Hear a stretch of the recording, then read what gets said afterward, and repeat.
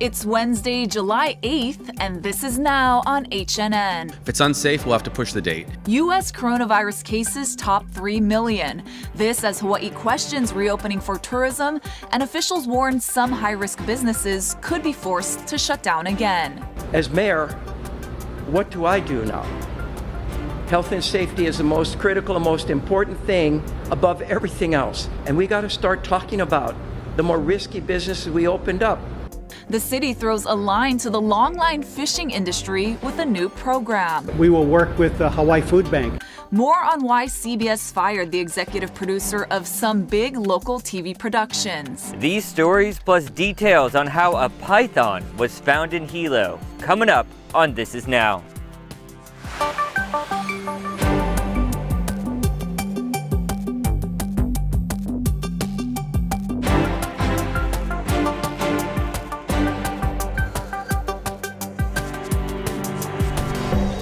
Good afternoon. Thank you so much for watching This Is Now. I'm Jonathan alongside Ashley. Thank you so much for having your lunch break with us. We got to begin with news of another uptick in cases of coronavirus. Health officials are reporting 23 new COVID-19 cases today. The breakdown shows 20 cases are on Oahu, 2 are on Maui, and 1 is on the Big Island. We're told most cases are a result of community spread, although a couple patients traveled recently, and the cluster of cases involving Hawaiian Airlines employees has grown to 19. The statewide total now stands at 1,094, with about 70% of patients released from isolation. Lieutenant Governor Josh Green spoke to us today about the plans for reopening the state to tourism on August 1st. I think it could get pushed. We're having a critical meeting all afternoon with the mayors and the gov, and they're going over all this data. There are these great concerns we all have. We cannot compromise safety or health here. So if it's unsafe, we'll have to push the date. Be aware, though, that it's already open. Trans-Pacific travel is open right now. People are just coming, and they are either going to the quarantine or they're lying about it. And it's very difficult to police that. So I'd say this, no matter what, we should add multiple layers of security going forward. That's why we've been talking about the testing protocol to have everyone test negative before coming here. But if it gets pushed, we'll have an announcement very soon in the critical meetings today. Remember, the 41 cases that you saw yesterday, which was terrible, was not really from travel. It's that we as citizens are having community spread. So we don't want to add any extra new problems. But I am really worried, obviously, about people's ability to survive in Hawaii, to pay for their food and housing and kids. So these are the things we're definitely, contemplating. Mayor Caldwell, who has been a big proponent of widespread testing and contact tracing, was visibly upset at his press conference, where he said he's received warnings from health officials that they may not be able to perform contact tracing effectively because of the prevalent community spread.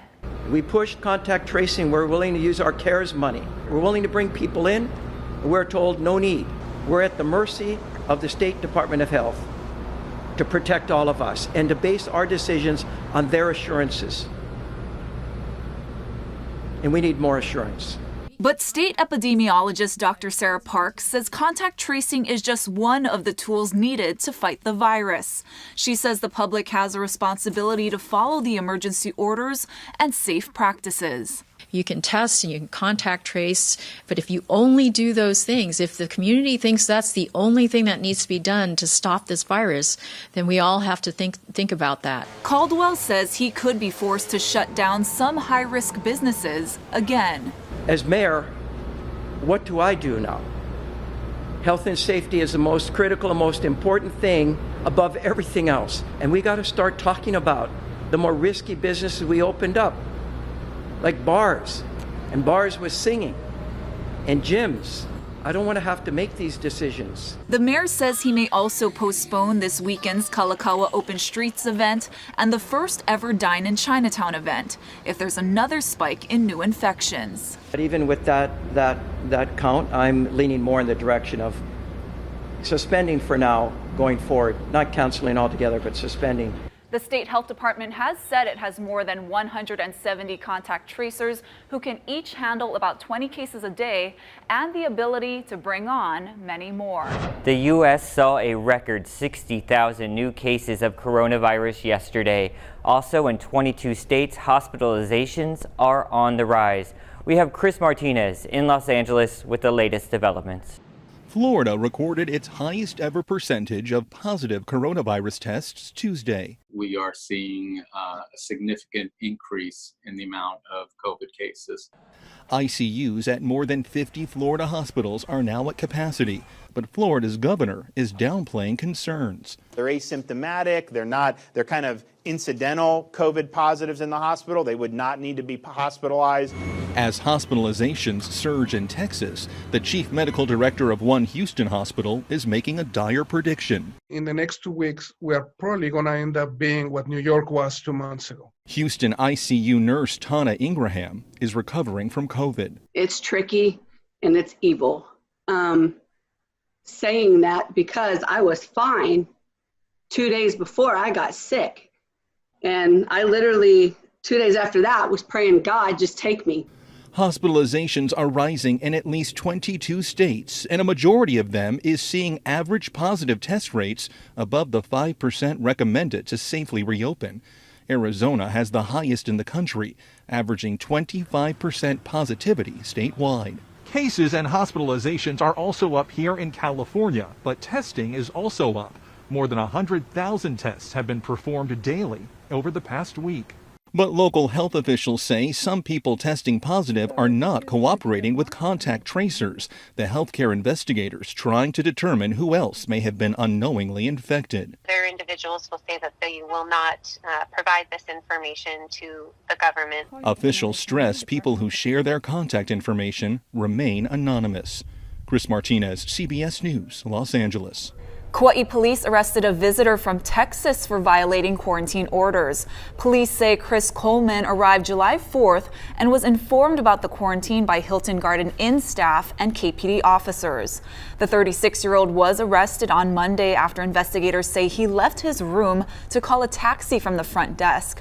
His bail is set at $1,000. U.S. sailors at a rare South China Sea exercise are required to wear face masks. They're in a high state of readiness in one of the most tense maritime environments in the world. Ivan Watson has more. The White House may not be calling on Americans to wear masks as protection against the coronavirus, but the U.S. Navy is not taking any chances. Everyone on board is required to wear a mask. Those are the words of Rear Admiral George Wyckoff, the commander of Carrier Strike Group 5. That's one of two U.S. aircraft carrier strike groups that have been conducting rare joint naval exercises together in the contested waters of the South China Sea.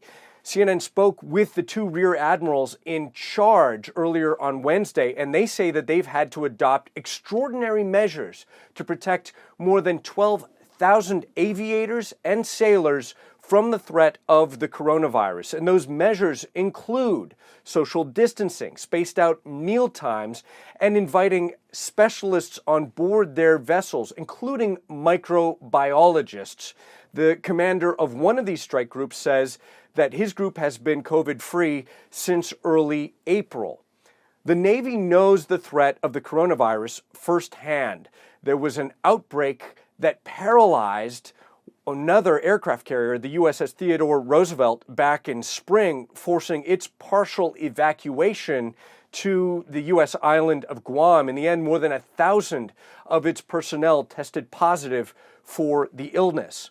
Now, the two aircraft carrier strike groups are in the South China Sea in part to send a message to China, which claims virtually all of that heavily trafficked body of water for itself, but also to demonstrate that the Navy is still operational despite previous outbreaks of the coronavirus from within its ranks. Ivan Watson, CNN, Hong Kong.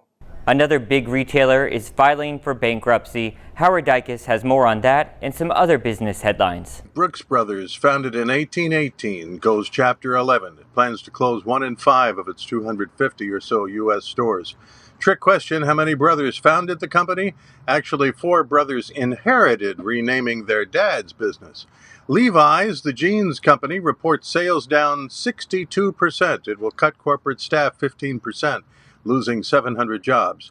The Retail Industry Leaders Association is sick and tired of employees getting grief for enforcing mask rules.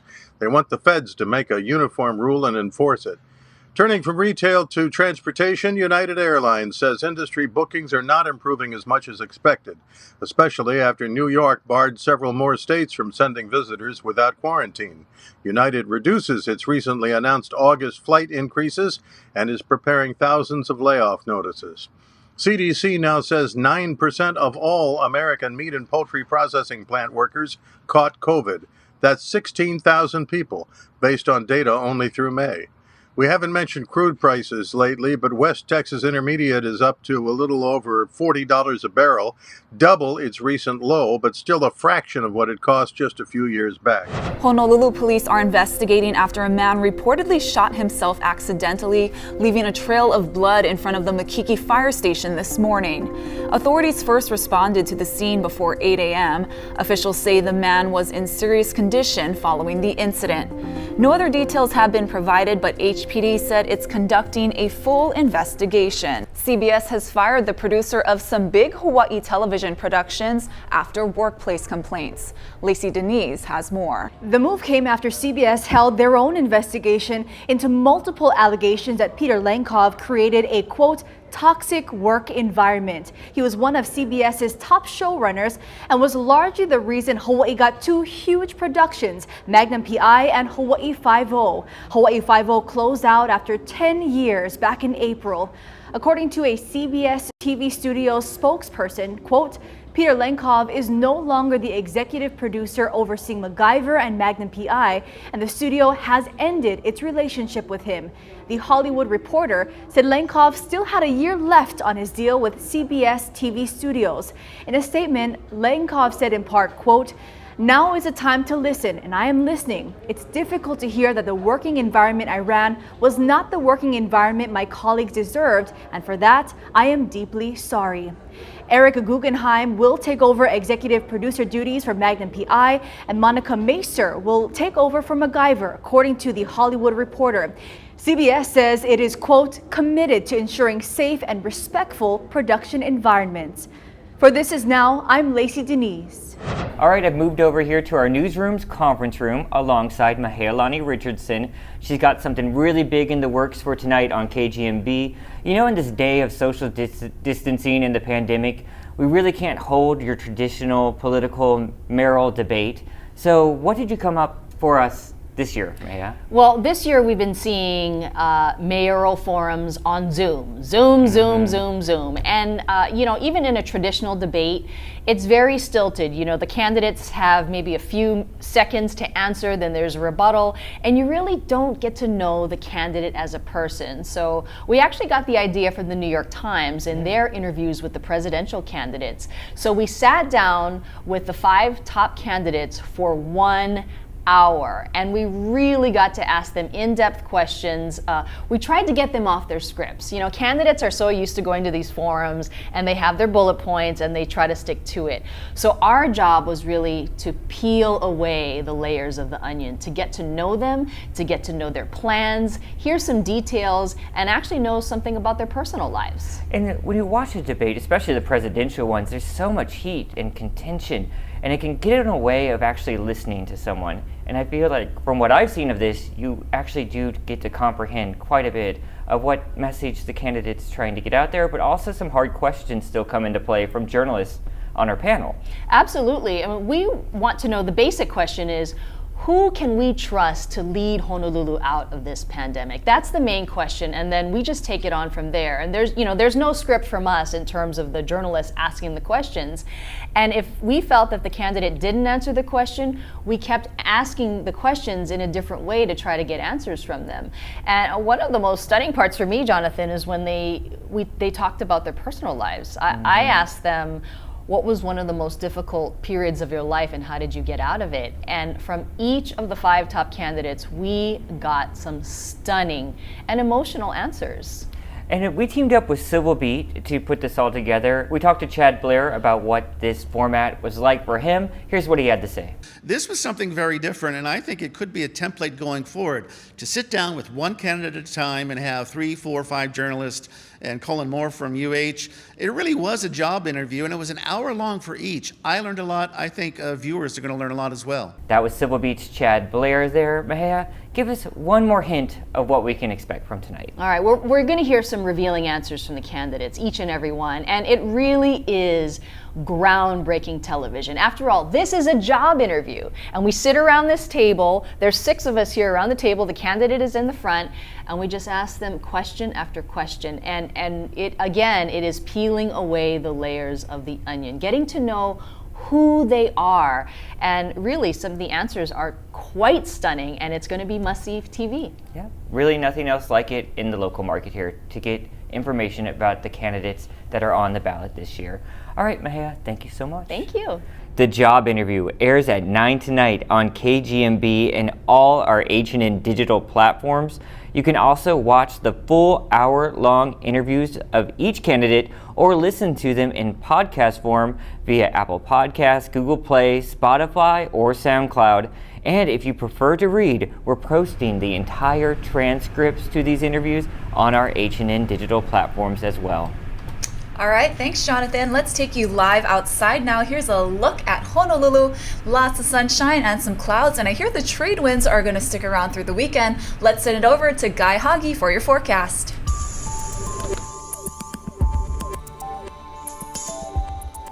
How's it on this Wednesday? I'm Guy Hagi with this update for you on the weather. Locally, we're looking at some really nice conditions. In the Central Pacific, no cyclonic activity expected over the next couple of days. However, in the East Pacific, we're tracking Christina. Christina's a tropical storm with winds at 60 miles an hour, gusts to 70. It's in a favorable environment for strengthening, at least for the next 48 hours. So expect it to peak in intensity sometime on Friday and then start to encounter cooler ocean temperatures. Then it's going to start to fall apart. Should be a tropical storm by Monday, and at that point it's going to degrade even more, so it will not pose a severe weather threat to us, although we could see some rain from the system in about a week or so, maybe more than that. Now, as far as rain right now, we're not seeing much, just a few minor passing splashes. Most of the rain that comes in over the next several days will be of the light variety. No washouts expected. Trade winds, however, will be flowing in at moderate speeds today, 15 to 20 miles an hour, especially windy for Maui County. Not so much for Kona. Kona's going to have light winds, and therefore it's going to be quite humid over there. Humidity levels will otherwise be regulated by the breezy winds, and we're expecting more beautiful weather. Yesterday's weather will repeat today and is going to continue again tomorrow. Now, as far as the surf, it's going to be small island-wide today, no matter where you are. However, south and east shores expecting minor pulses coming in. The east shore is going to be choppy because of the strong trade winds. The south shores could be decent, and even though that swell is not going to be at advisory levels, should be a whole lot of fun for south shores by tomorrow. And the beach weather is going to continue, although it's going to be especially windy starting on Friday, with those strong trade winds continuing into the early part of next week. Keep it here on Hawaii News Now. We'll have all your severe weather updates. Thank you, Guy. From the feeds, here's what the internet is talking about right now. Here's what I found. Tinder's making some changes, folks. You can now have the option to go on a video chat date. Okay, that's cool. In the age of the pandemic. Well, this is all launching in Virginia, Illinois, Georgia, and Colorado first, and a few other countries, so it's not here yet. Users can indicate if they're interested in going on a video date on a match-by-match basis. And if both parties agree, they can do the video chat, and the function will enable itself. Other dating apps such as Bumble and Hinge have already done this, so it's nothing new. And people have long time met on Tinder and just set up a side Zoom, so it's really, I don't think it's a safety issue, really, if both parties agree to it. Right. And you get to see if the person actually looks like their picture. And True. Yeah, you don't get catfished anymore. No catfishing anymore. Go on that video date.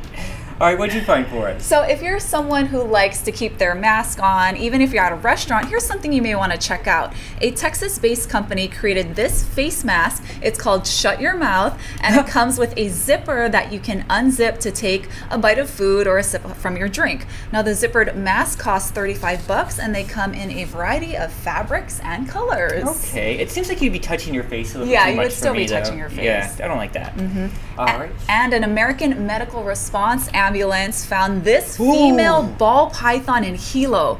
They say the crew found it near Old Airport Road on Monday, then took it to police and state ag officials were notified. It's about 4 feet long and weighs only 3 pounds. Right now it's at the Hilo plant quarantine office. Don't forget, snakes are illegal in Hawaii, so if you see one, call authorities. Oh, that wallaby they found was so much cuter, right? That's a cool find too. Yeah. I don't know how I would handle it. All right, let's get to some good news. The city is giving the fishing industry an influx of cash to help overcome deep losses that have happened during the pandemic. We got Casey Lunn with those details.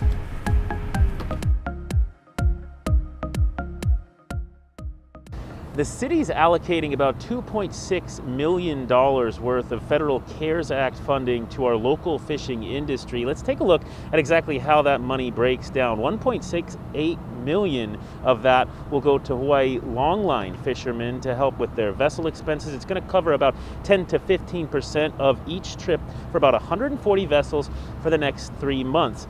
$250,000 of that will go to the United Fishing Agency and the Honolulu fish market fish auction to help them make some upgrades for their system, possibly adding an automated system to the auction floor and some other advancements there. And then $666,000 going to a fish distribution program that will provide around 350 portions of local fish to families in need. But I want to go back to that $250,000 going to the United Fishing Agency and introduce Michael Goto with the United Fishing Agency.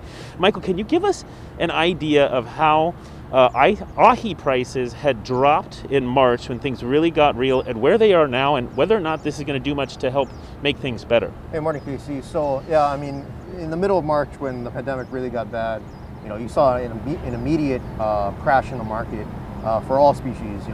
We do more than ahi, but ahi is the main species. But demand, completely dropped off with the closure of restaurants, hotels, tourism coming to a halt. So it was really everyone had to adjust. The market had to really find its niche in a really dilapidated and reserved market. And about where are we right now per pound on ahi, for example, and where does it compare? So ahi has recovered. Thankfully, Hawaii will always be the center for the tuna market. Locals love their poke, sashimi. So that's kind of more or less recovered. But there's other species, marlins, opa, manchong, that won't be able to recover until there is an influx of visitors again in Hawaii. So those are the species that we're definitely trying to target with this CARES Act money. Very good. Michael Goto with us again from the United Fishing Agency. We know that things have really changed a lot at the fish auction, and we thank you guys for the work that you do and for being with us again today as we talk about that $2.6 million. A lot more information online at hawaiinewsnow.com. Mayor Caldwell says it's going to take a lot more than that for this industry to recover. Part of that relies on us, all of us wearing our masks, following the rules so that those restaurants can reopen and we can reopen the state for tourism. As Michael said, that's really going to be what will help get the fish market back on its feet. For This Is Now, I'm Casey Lund. Thank you, Casey. More good news, right? Yep, a Japanese baseball team in Fukuoka has come up with a creative and kind of creepy way to replace fans who are not allowed inside stadiums amid the pandemic. Now, more than 20 robots dance to the team's fight song. Some of the bots resemble humans, while others have 4 legs like dogs. They wore baseball caps and they waved flags. Now, the robots may not be needed for long, though. On Friday, as many as 5,000 fans are expected to be allowed to attend professional baseball and soccer games in Japan because of easing restrictions. You're right about the kind of creepy part. Yep. And check this out. The Shed Aquarium in Chicago has opened to the public, but those adorable penguin field trips have not stopped. This is Izzy and Darwin, a bonded pair of Magellanic penguins, and they visited some specimens at an exhibit at a neighboring field museum. That's going to do it for This Is Now on this Wednesday. We'll see you tomorrow.